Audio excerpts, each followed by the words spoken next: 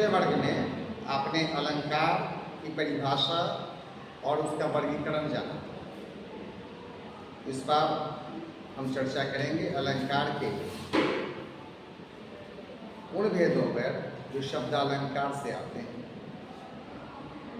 शब्दालंकार के सिर्फ 3 ही भेदों पर हम यहाँ बात करेंगे जो आपके पाठ्यक्रम में है।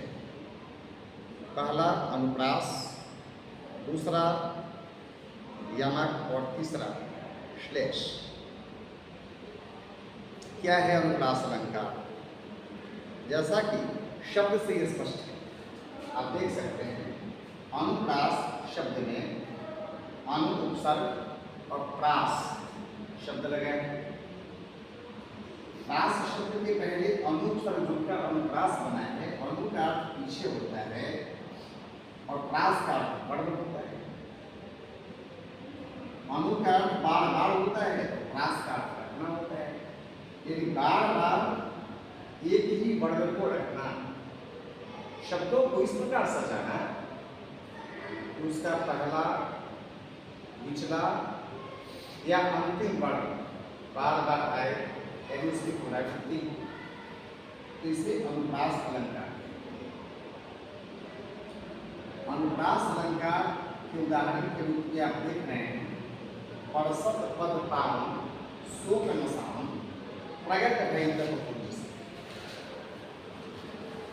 परसत पद पावन शोक नसाम प्रगट भयंकर पुंज सही देखत रघुनायक जन सुखदायक सन्मुख होई कर जोड़ी।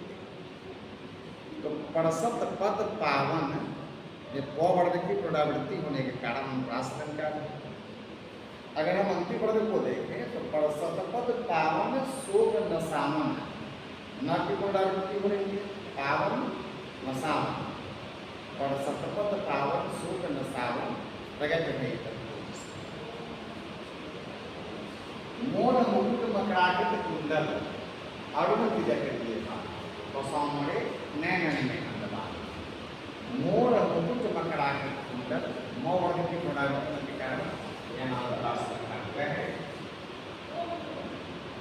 वैसे ही अनेक उदाहरण इसके हो सकते हैं।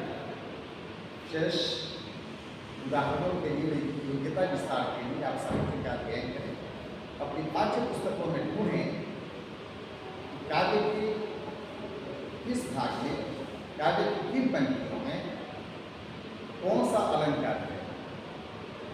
आपको अनेक उदाहरण मिलेंगे अनुप्रास।